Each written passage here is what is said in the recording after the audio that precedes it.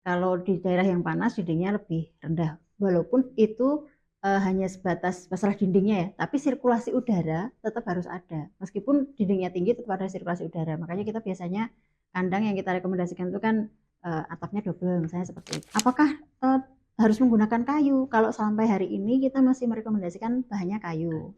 Kenapa tidak bambu? Kalau bambu biasanya lebih cepat kropos dan rusak ya. Jadi itu mungkin murah di awal tapi perawatannya mahal. Kenapa kita tidak merekomendasikan besi? Karena besi itu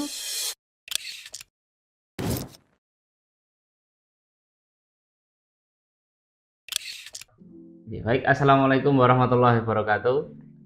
Kembali lagi bersama Sinatria Farm, podcast Sinatria Farm, yaitu podcast yang membahas tentang peternakan, perencanaan peternakan, dan info-info peternakan lainnya. Kembali lagi bersama saya, Farah Aldi Saputra.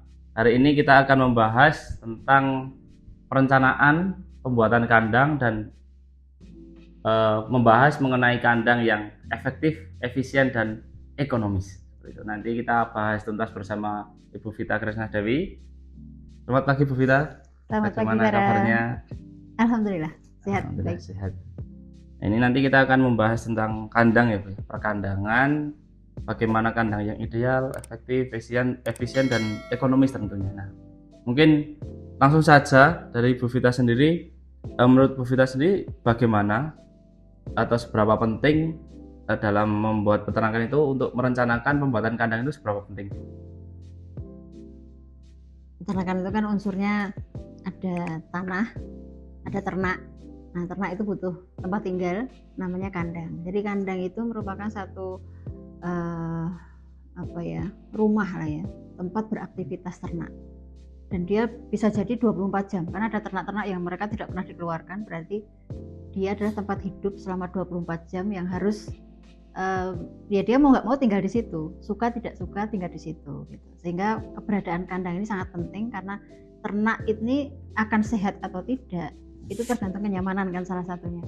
Nah, nyaman atau tidaknya kan berarti dipengaruhi oleh seberapa baik kita merencanakan kandang yang kita buat. Nah, kandang kan kalau di peternakan itu mungkin menjadi salah satu gengsi dari peternak. Kandangnya harus bagus, kandangnya harus bersih, harus megah, mewah, dan lain-lain. Nah, sebenarnya prinsip dasar kandang itu untuk ternak sendiri itu seperti apa? Kan banyak peternak-peternak itu memunculkan kandang-kandang yang menurut mereka itu klaimnya bagus, tapi pada prinsip dasarnya itu seperti apa untuk agar ternak nyaman dan peternak nyaman juga dalam beraktivitas? Ya, kalau saya menggunakan rumusnya 3E ya, yaitu atau 4E lah ya, 3E atau 4E. Yang pertama itu efisien efektif ya. Di kandang itu harus kita buat seefisien mungkin. Dalam hal apa efisiennya? Jadi efisiennya itu untuk membuat hidup ternak ini lebih tenang gitu ya. Makanya ya di situ ada nanti kaitannya dengan sirkulasi udara, dia harus baik. Jadi bagaimana kandang ini dibuat tidak tertutup sekali. Walaupun misalnya itu daerah dingin sekalipun, tetap harus ada sirkulasi udara. Walaupun mungkin nanti bedanya kalau kita mendirikan kandang di tempat yang dingin, itu dindingnya lebih tinggi. Kalau di daerah yang panas, dindingnya lebih rendah. Walaupun itu hanya sebatas masalah dindingnya ya, tapi sirkulasi udara tetap harus ada. Meskipun dindingnya tinggi, tetap ada sirkulasi udara. Makanya kita biasanya kandang yang kita rekomendasikan itu kan atapnya double, misalnya seperti itu, atap tingkat. Itu efisien ya. Jadi efisien itu dari arah situ. Kemudian kita juga membuat kandangnya ini arahnya itu tepat. Arahnya itu tepat, maksudnya gimana? Kalau kita misalnya tidak ada rekayasa lingkungan ya, misalnya tidak ada pohonan di sekitarnya, membangun di tengah sawah misalnya, atau di lingkungan yang sangat terbuka, maka saran saya posisi kandang itu memanjang dari timur ke barat. Kenapa kok timur ke barat? Kenapa nggak utara selatan? Karena kalau utara selatan itu berarti kan ketika intensitas matahari sangat tinggi, itu satu sisi ternak itu mesti akan terkena panas yang sangat ya. Di siang hari akan sangat panas. Misalnya panas yang paling tinggi itu kan di pagi hari di jam-jam 11 gitu ya. Posisi matahari masih belum tegak, masih condong, sehingga yang sisi timur nanti pasti akan terasa panas sekali. Sementara nanti jam 13, jam 14 sisi barat ganti panas sekali. Nah itu kan ternak kasihan gitu. Nah kalau kita memanjang dari timur ke barat, maka menghindarkan itu contoh efisien ya. Kemudian yang kedua itu ergonomis. Ergonomis ini tidak hanya untuk peternaknya, tapi juga untuk ternaknya. Makanya kan kita biasanya ada ukuran tempat pakan itu minimal berapa senti dari lantai. Kemudian palungnya ini lebarnya berapa, tingginya berapa. Itu kan kaitannya dengan ergonomisnya si ternak. Kalau terlalu pendek kan nanti ternaknya biasanya diprok gitu ya, makannya sambil nekuk kaki. Kan kasihan gitu. Jadi kalau bisa ternak itu makan dalam keadaan dia nyaman, tidak melukai kakinya. Kan kadang-kadang ada yang seringkali tempat pakan yang terlalu rendah, itu akhirnya lututnya sering lecet, misalnya seperti itu. Terus kemudian palang leher itu ya. Itu kalau terlalu pendek sehingga ternak ketika makan tuh sering tergesek ininya lehernya, itu biasanya terus kemudian odema ya. Di sini ada odem itu membengkak, atau biasanya kalau dibiarkan aja nanti mengeras gitu lama-lama gitu ya. Jadi ada iritasi di kulitnya. Nah, itu harus kita perhitungkan. Kemudian dinding dan sebagainya lah. Itu ergonomis untuk ternak. Ergonomis untuk pekerjaannya bagaimana? Jangan sampai dia membuat pekerjaan itu jadi sulit, membuat dia rentan sakit saraf, misalnya saraf kejepit misalnya, karena tempat pakan terlalu tinggi sehingga dia harus posisi seperti ini terus gitu ya. Ketika memberi pakan harus tangannya harus lebih tinggi dari kepala, itu nanti resiko saraf kejepitnya kan juga tinggi. Terus kemudian lorong kita buat lebarnya seberapa, minimal berapa sih gitu ya, supaya mobilisasi pekerja ini nyaman gitu ya. Termasuk nanti berbagai hal ya. Kalau kita bicara side plan itu nanti lebih panjang lagi ya. Jarak antara bank pakan dengan kandang itu harusnya berapa. Nah ini ergonomis. Banyak sebenarnya contohnya ya, kalau dibicarakan semua nanti bisa habis waktunya. Kemudian yang ketiga itu ekonomis. Ekonomis ini maksudnya apa? Ekonomis itu kita menggunakan bahan yang lokal saja. Bahan lokal. Nanti kita tinjau lah kira-kira bahan lokal kita itu apa sih? Karena kenapa kok saya menyarankan bahan lokal? Tidak harus kayu tertentu misalnya. Karena biasanya bahan-bahan lokal yang digunakan itu memang ketahanannya sudah teruji di lokasi itu. Mungkin di lokasi ini rayap jenis apa yang itu sudah bisa dilawan oleh kayu jenis apa. Tapi di tempat lain kayu ini sulit, si kayu A ini sulit didapatkan. Sehingga dia kan harus menggunakan jenis kayu yang lain yang di situ tahan dengan rayap tertentu di daerah yang lain gitu, sehingga menggunakan bahan lokal gitu ya. Apakah harus menggunakan kayu? Kalau sampai hari ini kita masih merekomendasikan bahannya kayu.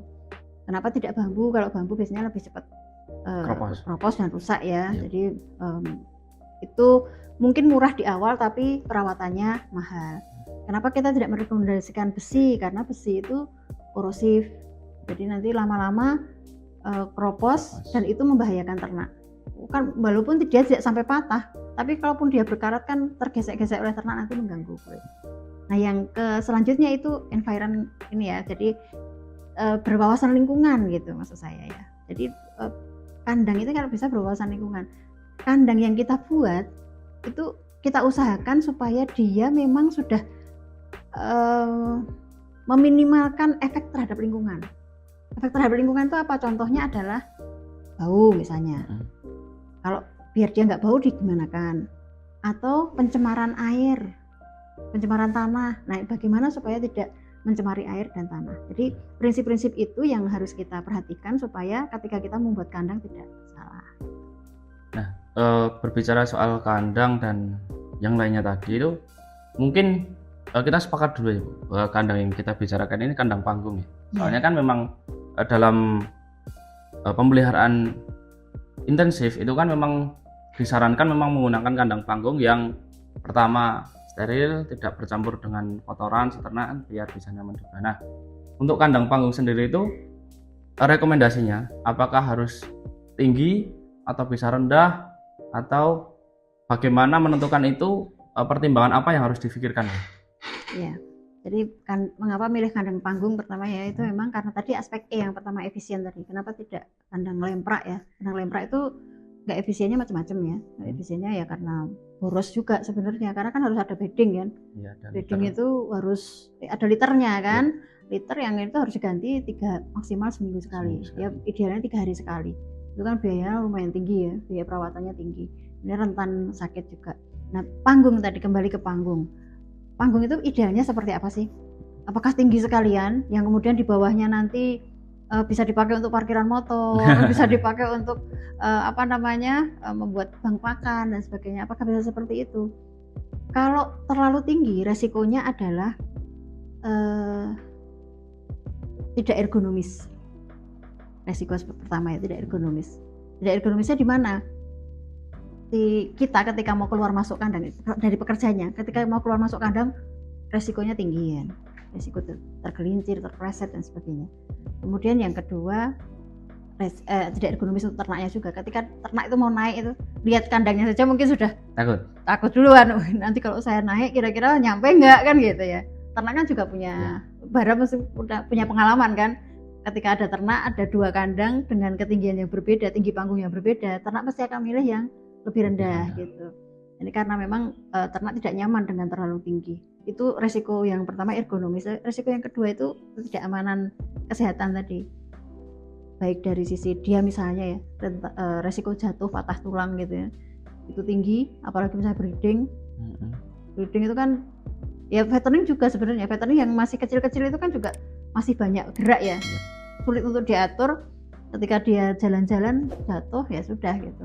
Ada kan kadang-kadang dengan tinggi 2 meter itu ya misalnya, lumayan itu kalau jatuh gitu. Terus kemudian tidak aman juga untuk pekerja juga gitu. Aman yang lainnya itu masalah kesehatan. Tiupan angin di atas mesti lebih besar gitu resikonya gitu ya, sehingga ternak lebih tidak nyaman ketika di atas ya, posisinya terlalu tinggi. Kalau terlalu rendah nanti biasanya masalahnya di pembersihan kotoran di bawahnya. Kalau peternaknya ini komitmen membersihkan setiap hari, oke, nggak masalah. Tapi ya tadi kembalinya, apakah itu ergonomis ketika terlalu rendah? Kan ini pinggang gitu, nanti lama-lama juga bungkuk gitu kan. Tulang belakang bisa bengkok karena setiap hari dia harus nunduk gitu. Jadi kita ambil di tadi, kalau ketinggian rata-rata orang Indonesia itu di 160, 170, ya kira-kira tinggi kandang itu di sekitar 1,2 sampai tinggi panggungnya ya 1,2 sampai 1,5. Itu sudah lumayan lah, sudah maksimal banget itu. Nah, itu di bawahnya untuk pembersihan instalasi di bawahnya atau di bawah kandang untuk pembersihan kotoran itu sudah cukup. Kemudian yang lainnya, kemiringan dari jalan masuk itu juga tidak terlalu curam seperti itu. Kalau kaitannya dengan paparan amonia, itu kan apakah dengan 1,5 tadi sudah efektif atau berapa? Dengan 1,5 ini angin kencang ya. Angin lumayan mudah untuk lewat dibandingkan kalau cuma setengah meter misalnya. Setengah meter itu kan angin, apalagi lebar kandangnya berapa, ambil yang 5 meter atau 6 meter dengan ketinggian cuma 50 cm kan anginnya tidak bisa lancar ya lewatnya. Sementara kalau di 1,2 minimal 1,2 lah itu sudah angin sudah cukup lancar lewatnya. Tadi dengan lebar paling lebarnya itu maksimal 10 meter. Kalau lebarnya lebih dari itu kita menyarankan ada instalasi tambahan untuk meminimalkan amonia. Nah, kita berbicara tadi kan pembersihan kotoran. Nah, kita kembali lagi throwback dengan kandang terkoleksi Sinatria Farm. Sinatria Farm kan merupakan salah satu pelopor kandang terkoleksi.